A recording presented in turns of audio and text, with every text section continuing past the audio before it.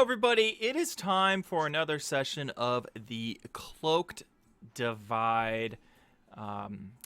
Your favorite thing to do on Mondays at 8 o'clock Eastern Standard Time. You're either watching this on Twitch or watching it on YouTube or listening to it wherever you get your podcasts. I am your host, _Ida, aka twitch.tv/the_Ida. And wherever you are watching this, please like, comment, and subscribe. It does mean a lot. Enough about me, though. Let's get into our players. We have my brother of 32 years, Sabastian Marteen, a.k.a. the archering, water-fearing, parkouring master. In my top left, we have Garret Dark, one of my best IRL board game buddies. He is a sneaky, angry animal lore master. And last but not least, we have the Mana Sultan, aka Sultan, aka twitch.tv/the Sultan. He is playing Usmond, the potion throwing, sly talking, zero memorying, not able to see in the dark at night-ing, smoothest talker, yes. And let's do a quick recap. Last session, the gentleman spent majority of the time either gaining night sights or losing night sights. Now, Sabastian Marteen can see in complete night vision.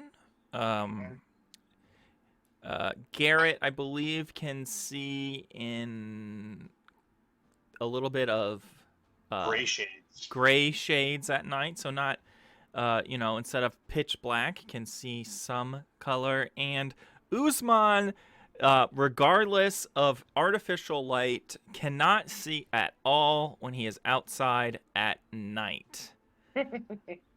Is there anything else that I forgot before we start? How did Usmond come to this? So instead of spending 2,000 gold coins out of I believe you guys had like 10,000. I'm not 100% sure, but it was like 6,000, yeah. 20,000. Yeah, but we split it evenly, so yeah, like. Yeah, so instead of spending the gold, which you've never needed to use, and may or may not be just a random number coming out of our heads, Usmond said, I would rather not spend gold. I will have a 50-50 chance of either spending $0 and seeing perfectly at night or seeing not at all. And we did a little spinny wheel, and the spinny wheel showed that yes, he is a dummy, but hey, it is what it is. Joke's on you guys. When I start sleeping with the sun god and I can just call them on my will, we'll see who's laughing last. We'll see who's laughing last. So you guys leave this this little hut kind of inn kind of place. You guys rested very well. Usmond rested the most because, well, there was nothing to see. And you depart. You go on a journey. Now, the thing is your map kind of tells you a little bit of the general area where this cult is. You know very little about the cult because you guys did no research or tried to gather zero information about the cult. You just The dude left. argued with people, I believe. They And started it. that's what we do. We are an arguing group. Flower picking pansies. So, I disagree with your statement, sir. so, but you know the general area. You just don't know what village or town or city that it is. So,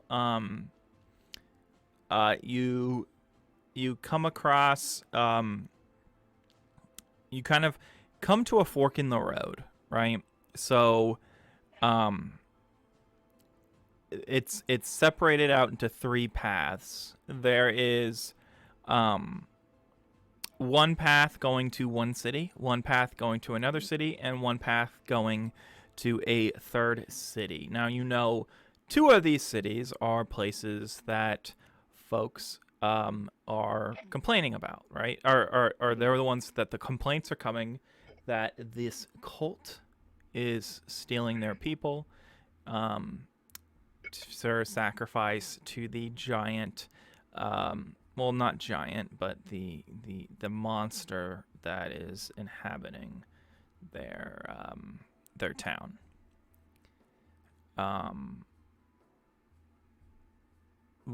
Well, you have 1, 2, and 3. Are the 2 that we've heard things from, are they in close proximity? Or are they...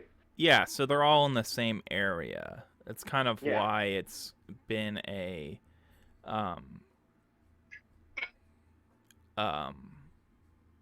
been an issue. I would say they are in a triangle like arrangement. Okay. So you know, the roads all will get to the places individually. And yeah, so they're equal distance apart. We did have a map. Am I wrong? Yeah, so you had a map, but it was just to the general area. Okay. It didn't have was specifics, it was just not enough. that specific, yeah. Okay. Think about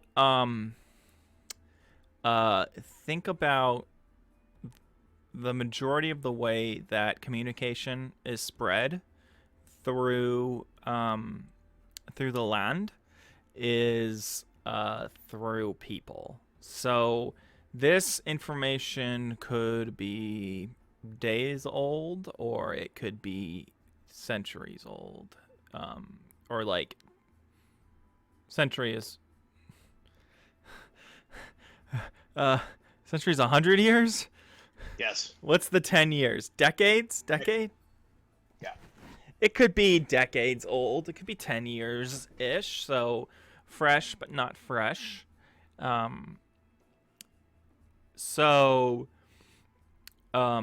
While you guys are kind of standing there, looking down the path, these 3 folks start walking from kind of where you came from. You've just been standing there, you know, looking down this path, going, I wonder which route to take, and kind of arguing amongst yourselves. It's not arguing, it's constructive conversation. Constructive conversation. Constructive discussion. Yeah. Mhm. Aggressively.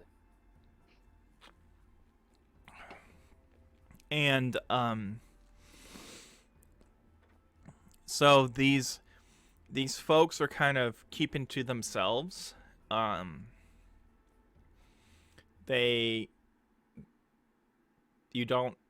kind of just like in their own world, like focused on whatever they were doing. What a bunch of jerks. Yeah. And they start to kind of you're kind of in the road, so they kind of have to walk by you, and they go, "Hello." There's kind of exchange pleasantries. Can we kind of stop them and ask where they're coming from? Because hey, we're trying to find, where these people are being taken from. What are you coming from that area? Do you know anything about this? Well, we went to a pie, kind of a pie meetup. So, there's been some pie contests, and there was this big pie convention, and so we're just returning from PieCon. And you know what? We're actually pretty happy. We won first place in the chicken pot pie contest. Oh, so they do sweet and savory. That's nice. Yeah. It's all types of pies. Were quiches involved as well, or it's just egg pie, basically? No. They get offended by us asking about quiches. Yeah, so they kind of look at you, and one of them kind of starts to say something, and another one says, "Hans, no, calm down, Hans, calm down. It's just quiche, and you can't really, you don't really hear much else from that, but you kind of get the feeling that you probably shouldn't talk about quiche in front of. I secretly knew that if you really want to upset a pie maker, you ask about quiche. Hey Han, what's your opinion on raviolis? So actually there's three folks. One of them is Hans. He's the one who got mad, and there's Han. He's the other guy. He kind of starts going really into the details about the history, the long history of pies, what is kind of the new ages, and how there's different subsets of not traditional pies. And then Hana, the third one, says, "Oh, Han, you're really boring them with your talk. Would you guys just like to try some of the award-winning chicken pot pie that you guys look like you could be a little hungry? We kind of have a lot, and to be honest, the people in our city have probably had enough of our chicken pot pies. Would you like to eat some?" I'll let Usmond try it out first. What? I said I'll let Usmond try it out first. Usmond? Yeah, Usmond, you can go. Where did you guys source these chickens from? I'm very wary of chicken that cross the road. So have these chickens ever crossed any roads? We have both crossed and not crossed road varieties. Some good selection there. Yeah. Sounds farm to table. Yeah, farm to table. Interesting. Oven to table. Could we get Garret to do like a bird check in the area to see if these people are like wild bird stealing? They're dead. Like I don't know, man. Maybe they have some insight. Birds gossip. Fair. Chirping. So where you're at, you're not. Oops. I unplugged my headphones like I do. You're not exactly close to where they would have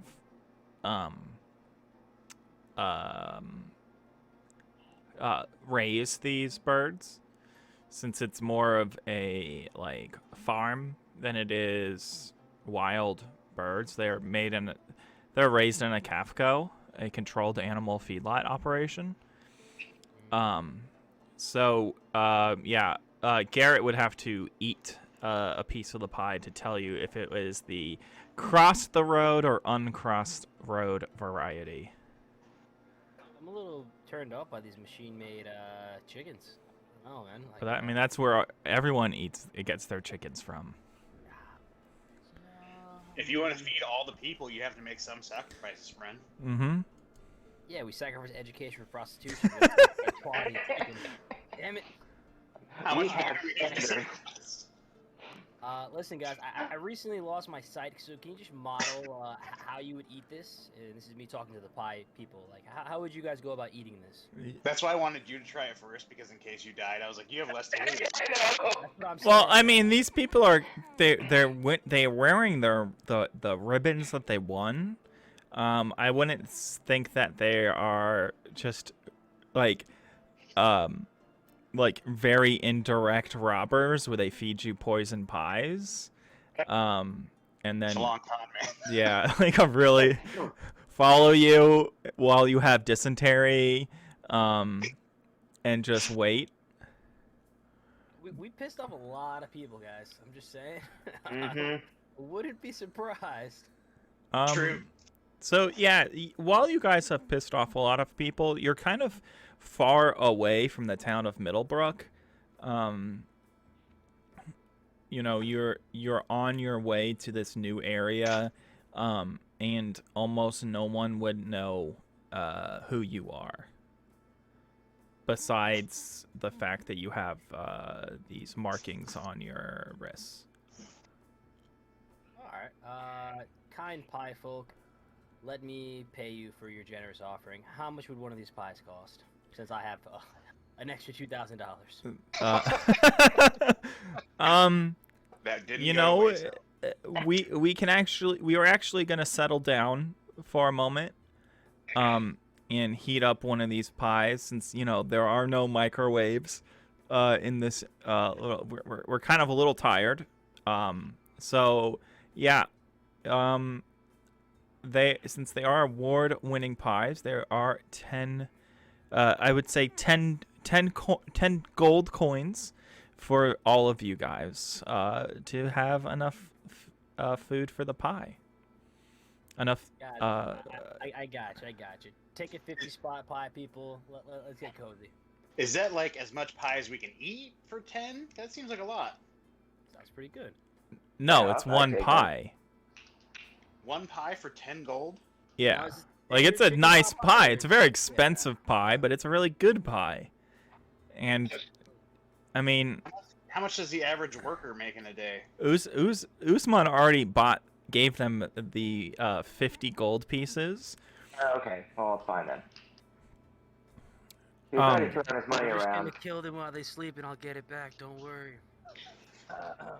In fact, I'll tip you extra. Yeah, so Garret Dark gives them 50 more coins. And they were very thankful. So they actually kind of now Hans is kind of glazed over the fact that you are talking about quiche.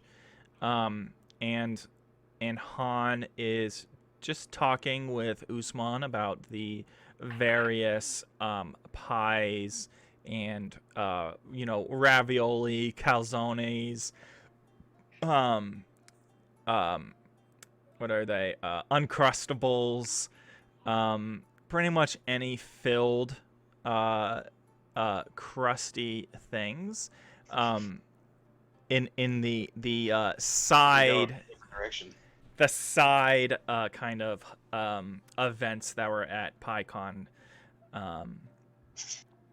So you guys are eating the food. Garret, can you roll to see if it is I would say 10 and below, it is the not cross the road variety, and 10 and above is the crossed road variety. It has, in fact, crossed the road. What's the number that you got? 13. 13. Usmond, you are kind of talking with this guy, and You realize about 2 seconds into the conversation that started 10 minutes ago that you have zero interest, but you're very polite and you're trying to find a way out of this conversation.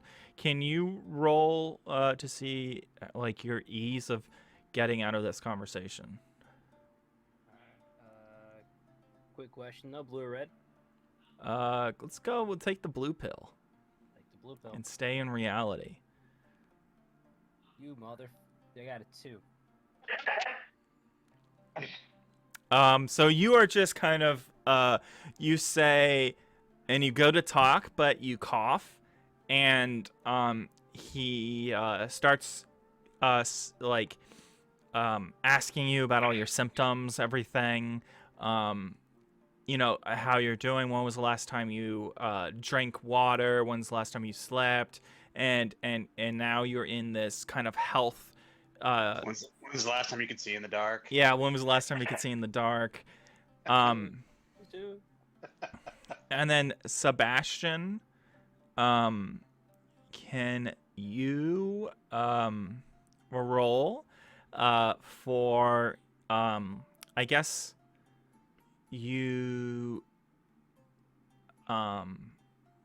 you're kind of feeling a little bit queasy since you haven't been eating the healthiest, and this is actually pretty healthy food. So Dairy in this one, and my system just can't take that. yeah, you're seeing if your system can take it. Can you roll? An 11. So that is an 11, a 13, and a 3, right? 2. A 2. I'll be getting an extra number. Let me just do quick math. That is below 30. So Yep. This pie,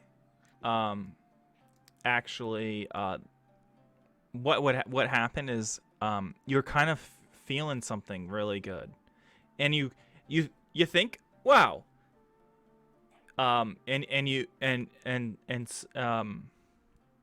Sebastian, you look at your friends, and you say, "These people are great." And then instantly Usmond and Garret, both of you guys are like, yes. Our collective numbers did not add up to 30 or more, the half of what's needed, and all of a sudden wait, is that a bird? And you see, oh, that's not a bird. I think that's God. And you point at the god, and it is a griffin. Oh. Wait, did we just eat griffin meat? No. You have... Shanghai. You guys... you guys are now part... Of the cult? of the participants of Harmony. And you're going to... you're going to need to find a way to get out of this cult, although you feel very, very strong towards your love for the griffin god, and who you haven't met yet, but it feels like they have known you your entire life. You're kind of halfway in and halfway out. Part of you knows that it's not real. Kind of the deep conscious, back conscious knows it's not real, but your frontal lobe, I guess, in your body feels that it is right. That the god, the griffin god, is the best. And you're gonna need to worship this god. No, I'm kind of liking this god. You said the name was Participants of Harmony? Participants of Harmony, yes.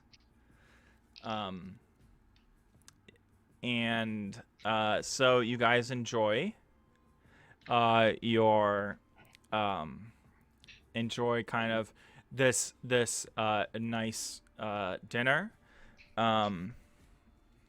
Now. Knew we should have let Usmond just eat the pie. Good bird, though. Good bird. So now, Bird. for the following upcoming, you're now Sabash Han, Ushan, Sultan, yeah. I like my bird name. and Han. And Just Han. You're just Han. Can I be Han 1 or Han 2? Oh, is he Han A or like on the second? It doesn't so Or can I You- be Han? you can be Han. Most people have a variety of Han, or Han, because of the sense, you know exactly kind of who is talking to who, you know, you all are kind of more or less in harmony with one another, as you participate in harmony. Sabastian, you are noticing that you care a little bit less about your past, and you you feel like there could be a great change, and both this change is really great and really scary at the same time. Ushan, you feel this deep desire to show your affection to the Griffin God by just wearing a grass skirt.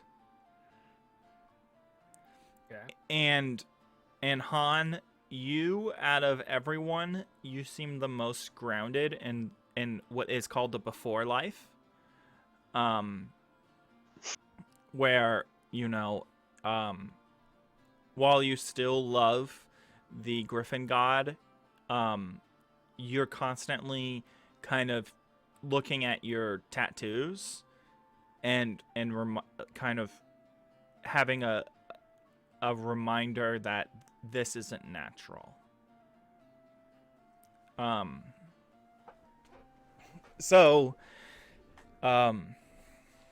you guys go into the village, which is just known as Harmony, and you meet someone.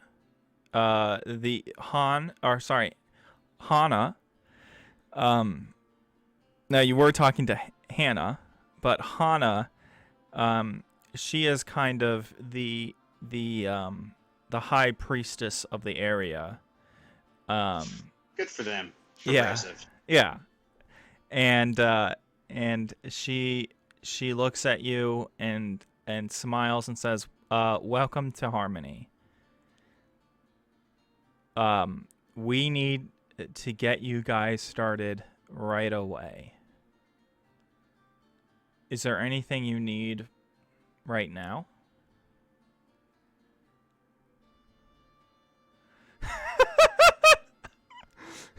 Is that... That's beautiful.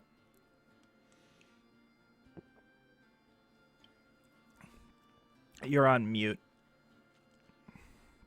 Yeah, 12 years ago, like Halloween. So, Nice. run around in a grass skirt. I'm used to this.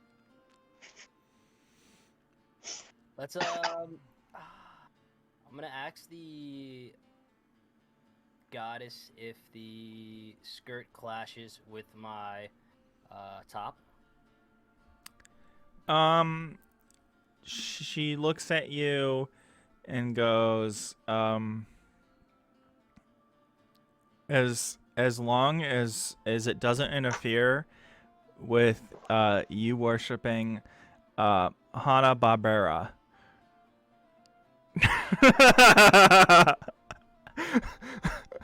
That's the griffin's name. You sound so disappointed. It's Hanna-Barbera.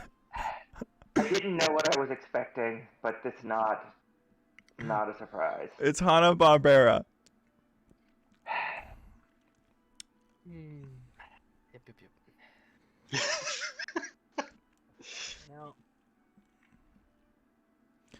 No. She offers for you guys to first just wants to show you your living quarters. All three of you will be kind of living in the same spot, and she says, rest here while we figure out what your first quest will be to show your faith to the participants of Harmony. How many prostitutes are in the area? I feel like there's 0. That's prostitution doesn't really show its kind of faith to, doesn't help show your faith to Hanna-Barbera. Are there loose women, or? I would say that they while they are a cult, they're more of a cult of the mind. People are their own individuals still. They're not like wearing, shawls or whatnot. They're kind of just, they all look like normal people, but occupationally wise, I feel like this town wouldn't really have prostitutes. But I guess if you're gonna lure people in and sacrifice them to the god, the griffin god, then yeah, they probably are prostitutes somewhere. But I don't think that they're necessarily, like, there may be prostitutes in town, but it's more of like kind of espionage prostitutes.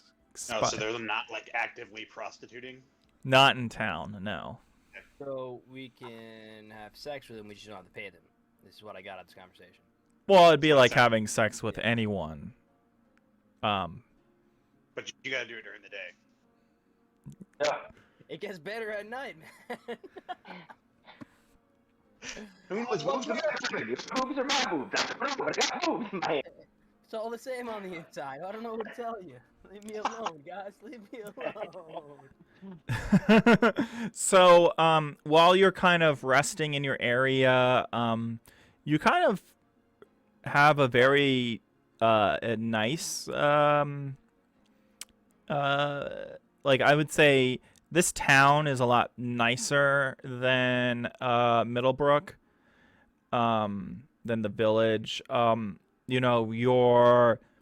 Your housing is still kind of bunk-like, but it is yours. You have, you have space to kind of put your stuff, and you have your own restroom kind of thing, so you're not like, it's kind of like you have your own apartment, and there's just like 4 bunks in in this little area. Kind of, I would say it's like a how you'd picture, I wouldn't know this firsthand, but secondhand, like camp, like children's camp that's in like the movies. It's in like the woods. Yeah. Yeah. Serial killer comes back every once in a while. Well, who knows? So wait, is the griffin nearby? Like, does it roost near us? The griffin is so it roosts up in this like mountain. I would say it's probably like if you like half a day going up the kind of hillside. It overlooks I guess the best way to say is it overlooks towards the other two towns. So if you instead of you climbing up this this mountain and it looking and that griffin looking towards you, you actually climb up this mountain. The griffin looks towards the other towns. It's kind of how the griffin, for some reason, doesn't come to your town, the participants of Harmony, because the griffin sees shinies in the other town, and also you feed it. So usually the griffin it kind of started out in lore that it did go out and hunt, but because of the participants of Harmony, it's kind of like I would say it's still a ravaging beast, but it is lazier because it's like captive but not captive. I kind of want to try to mount this thing and bond with it like the people in Avatar. What are your guys' thoughts on that? And when you say that, you hear a familiar voice kind of poke out of the covers of the fourth bunk. What piece of you is going to join with what piece of it? Depends on the time of day. Oh my god. It is none other than Zachariah Brown. Oh, that son of a bitch. Hi-yo. Zachariah Brown says to you guys, he does look different than before. You can't remember exactly what he looked like, but for some reason he doesn't look exactly as you remembered. You can't really put your finger on it. Does everyone in the cult like wear the same kind of garb, or is there we just all whatever we're rocking? So that's the big thing about the participants of Harmony is the only way to know that they're a cult is either by you join the cult or you get fed to Hanna-Barbera.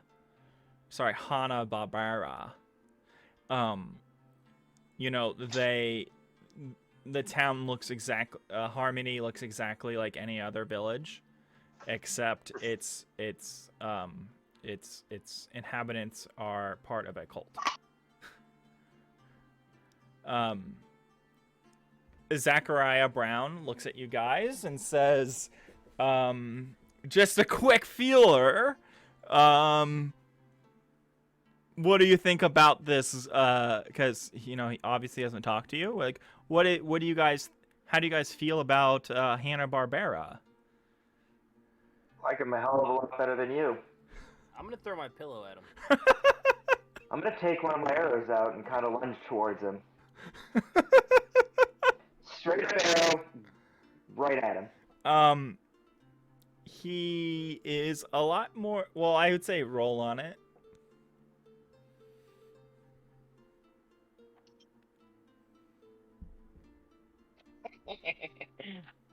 No. What? No. What's a that no? That was a 1. Jeez. You.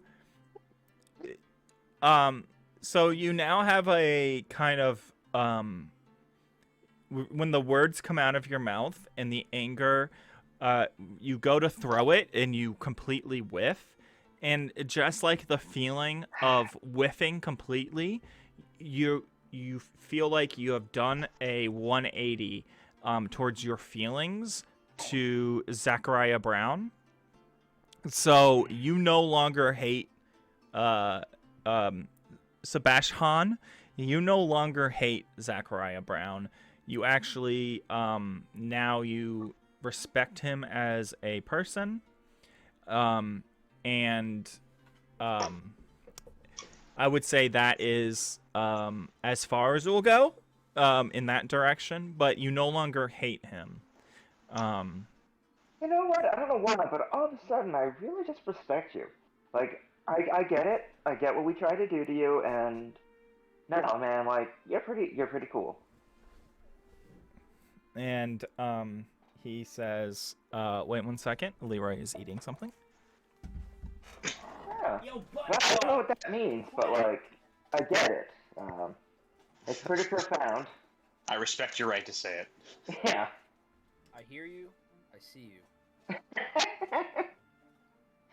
Well, not at night. I hear you. I feel you. All There right. we go. That's accurate. So, yeah, sorry about that. Leroy was eating something, and No, we talked about it. You know, Zachariah said that, and we're just really confused as to who Leroy is. So is the fifth person in here, or is it like his pet rat? I mean, I would Would it be say, Roy? I would say, Leroy is another kind of person in the participants of Harmony who is maybe not the brightest, but hey, he's got moxie. So yeah, he kind of reads the room and sees you guys and says, "Wow, you guys really joined the cult. It really is that easy, isn't it?" yeah, surprisingly easy. Who would have known? And he looks at you and says, "I'm sure you guys will be able to figure it out. And I'm sure that, you know, you will get through this. You know, as I've mentioned in the past, the Cloaked Divide is, you know, they're not going to spend any extra resources rescuing you. You know, as this is your first real mission, or you know, as solidified members of the Cloaked Divide. But I just want you to know, I am here if you ever need anything. Well, I'm not here, but I'm here." Hmm. Do you have any of those flowers you're picking? This grass skirt's a little plain. He does take a look at you and says, "Usmond." Although he does say a name that is not familiar to you when he says that, which is, you know, he is saying Usmond, but you are hearing Ushan. He looks at you and says, "I heard what happened.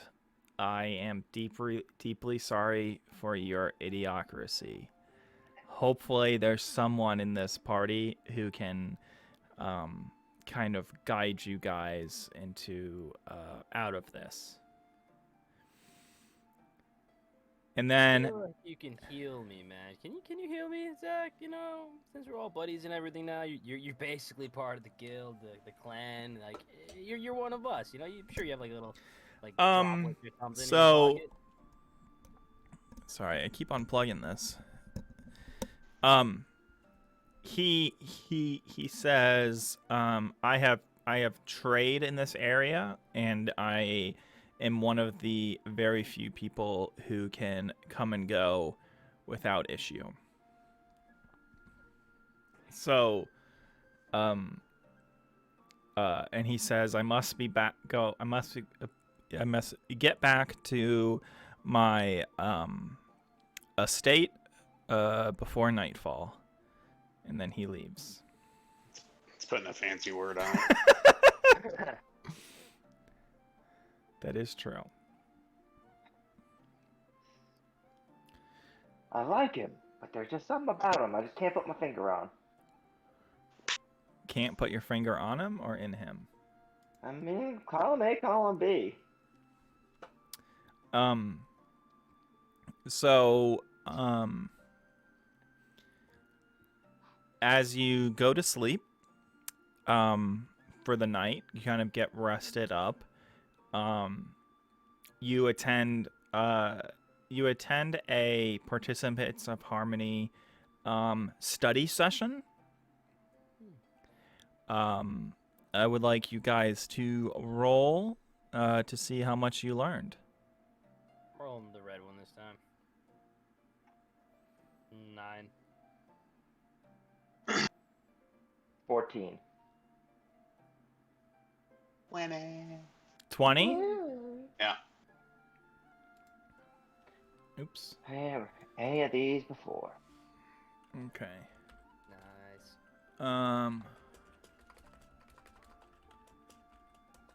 And the cool part, hold on. Ooh. Ah. Sabastian, what did you say you rolled? 14. 14. And then Ushan? Get a 9. 9. Han, you kind of you're finding yourself zoning out during this study. That sounds right. You kept looking at your tattoos and kept looking at your friends, while Sabastian Work associates. yeah. Sabastian was very intent. He was kind of when they said, "Oh hell yeah," he would go, "Oh hell yeah." That's kind of they would say, when it was and Barbara flies above us. Oh hell yeah, and then he goes, "Oh hell yeah."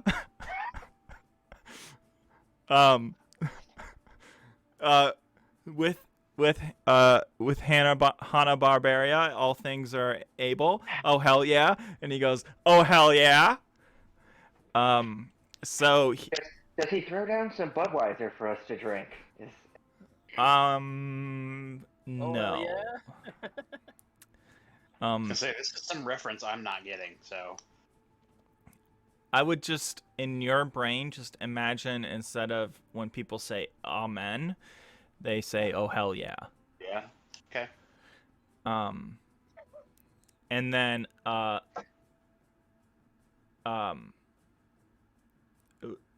Ushan, you are also kind of a little bit like wait, you're the one who got the 9, right? Yeah, I got a 9. So you are kind of jumping in gleeful joy over this all this partying that's happening. If you feel at this moment that if you were to see Hanna-Barbera, you would get your night vision back. So you're like you feel it just like deep down inside of you. So you guys kind of go back to your rooms for the night, and Hannah, the high priestess, she says to you guys, I'll see you guys in the morning, where you will have your first test of your dovation. She doesn't want to join me because I got a 20 or anything. Yeah. What's going on down there? I can't see. Let me describe it to you. I would say no. But you could always try. Roll your flirt skill. Flirt skill. Yeah. That's a 3.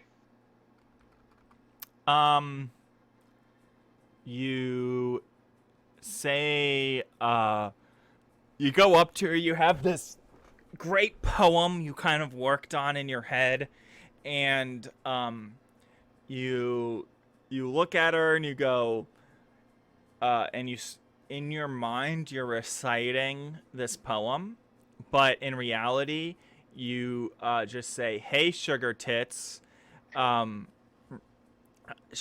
want to show you where the meat gets delivered."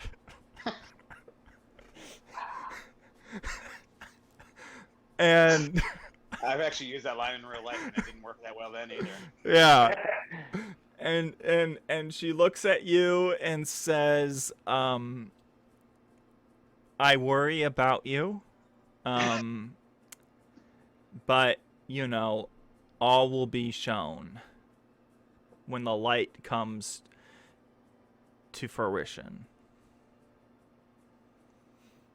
And then she goes into her own little kind of high priestess area, which you kind of notice that a lot of the buildings are pretty similar. That you know, while your little kind of camp, you know, apartment thing is better than a lot the majority of places you saw in Middlebrook, it isn't better than like there's little to no step up, right? Everything is kind of you're kind of realizing that a lot of things are more equalized.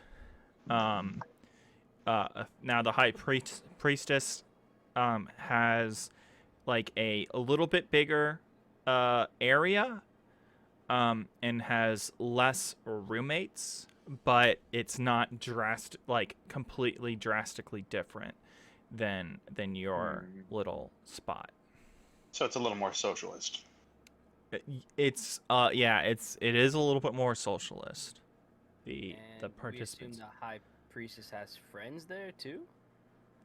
Yeah, she is the high priestess, so she's more or less in control of not of the town, but like the special like ceremonies and just coordinating those. It's not necessarily a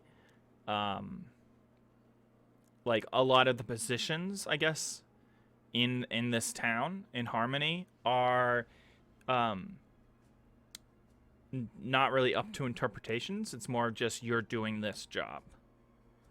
Then the high priestess makes up, you know, new things to do. It's pretty much been the same way. Just the town has increased in its wealth through all the stolen goods and dead bodies. And obviously the winnings from pie competitions. Oh yeah, and the pie competitions. But, you know, that's mainly their outreach. You know. So, yeah, you guys go to sleep, and Ushan, you have this recollection of your past, and a house is burning on fire, and in your dreams you are seeing this woman and this child who look a little bit like you. At least the child looks a little bit like you, and the woman looks familiar. You have had this. I don't know. I don't know if you recall, but you have had visions of these two people before. But they're now. There's a fire, kind of, in your dream as well. And when you kind of wake up startled, and you know that it wasn't just a dream, like a normal dream. It was something different, something more. Usually, Han and Sebastian, you don't like have visions.